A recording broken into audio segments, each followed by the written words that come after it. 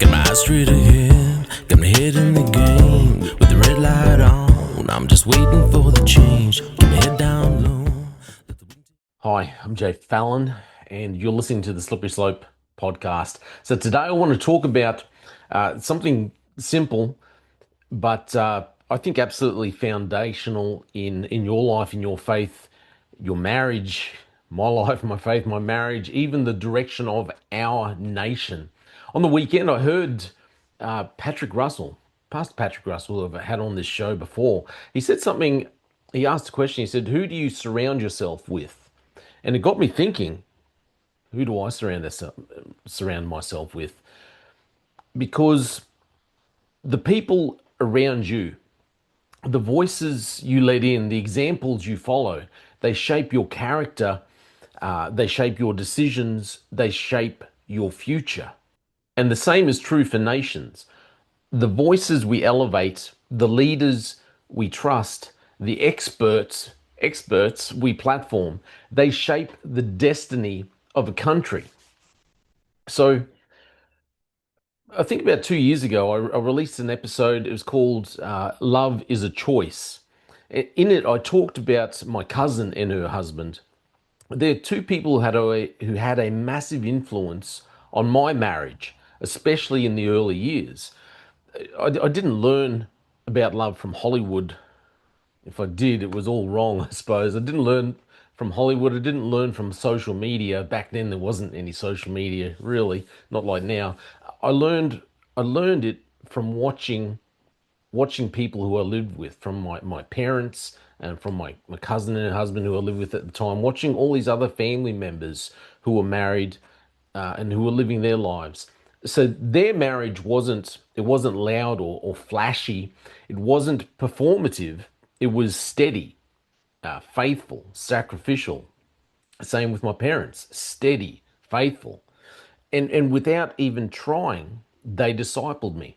They showed me that love is a choice you make every day, a commitment you honor even when it's hard, a reflection of Christ's love for us. And that example shaped the direction of my life for good. It taught me something Scripture has been saying for thousands of years. And that's not to say that I didn't, you know, make some big mistakes along the way and almost screwed up everything.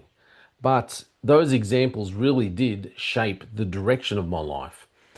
So, as I said, this all taught me something that Scripture has said for thousands of years. Proverbs 13, verse 20 says, "He who walks with the wise grows wise, but a companion of fools suffers harm." That's Proverbs 13, verse 20. So, who you surround yourself with matters. That's what I was thinking after hearing Pastor Patrick Russell say that on the weekend. Who do you surround yourself with?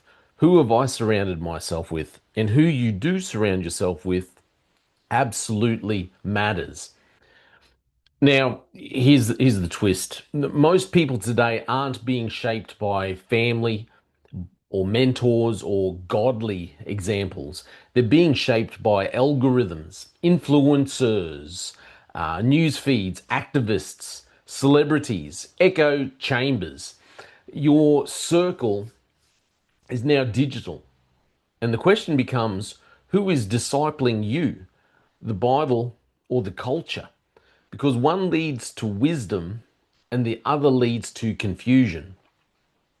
So I was thinking from a national point of view and asking, who does Australia surround itself with at the moment?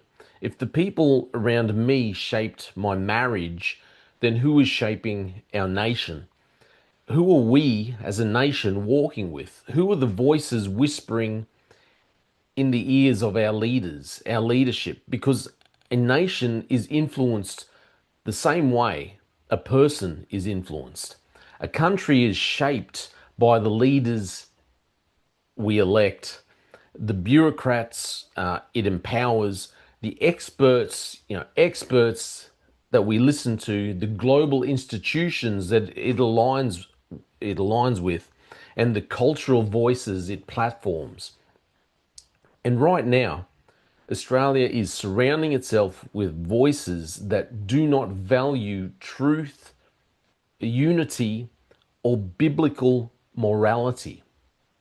We're listening to globalist institutions, ideological activists, corporate media, cultural elites, and bureaucracies captured by identity politics. And then we wonder why we're divided, why we're confused, why we're drifting. Scripture warns us bad company corrupts good character. It says that in 1 Corinthians 15:33. If that's true for an individual, then how much more for nations? Bad company corrupts good character. You look at Israel in the Old Testament, every time they surrounded themselves with corrupt kings, false prophets, foreign gods, ungodly nations, all the things that God said, hey, don't do. They surrounded themselves with these things. They fell into chaos. Not because God abandoned them, but because they chose the wrong influences. And I believe Australia is doing the same thing. We're surrounding ourselves with voices that reject truth, reject unity, and reject God. And the fruit of that influence is everywhere. You've got policy failures, social fragmentation, erosion of truth, censorship, confusion about morality, division replacing unity. Influence determines direction. So you've got to ask yourself a leadership question. Who was our leadership? Who was really our leadership? Or who was whispering in the ears of our leadership? Most Australians never even think about this. And I've spoken quite a lot over the years about leadership and about what I see as people who manage, who are put in positions of leadership, but they're actually just managers and they're not leaders. They manage a situation, they manage people. They don't lead. They don't lead people.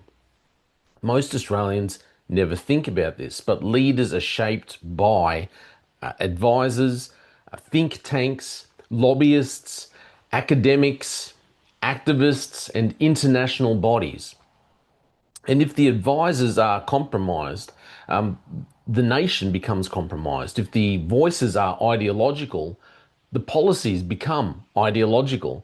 If the influences are globalist, then the decisions become globalist. And if the people surrounding our leaders reject biblical truth, then the nation will drift away from truth. It's inevitable. But so here's the good news. Just like I chose to follow the example of my cousin and her husband, and that episode that I did talking about love is a choice, realizing that love is a choice, and that choice is something that permeates throughout our whole life. So just like I chose to follow that example, a nation can choose better influences too. We can choose leaders who value truth, policies grounded in reality, voices that promote unity, rather than at the moment they all promote division. They all want to divide everyone up. You know, white Australia, black Australia, all this rubbish. So we need voices that promote unity, a national identity built on shared values. We're not all going to agree. We're not all going to have the same values, but we need a national identity that's built on shared values, because there should be things that we share in our values. And we need a culture that honors God rather than rejecting God. And individually, you can choose wise voices, biblical truth, people who sharpen you, and examples worth following. Because your circle shapes your future, and our national circle shapes our destiny. Who you surround yourself with determines the direction of your life and the direction of a nation. So choose wisely. As always, this is just my opinion.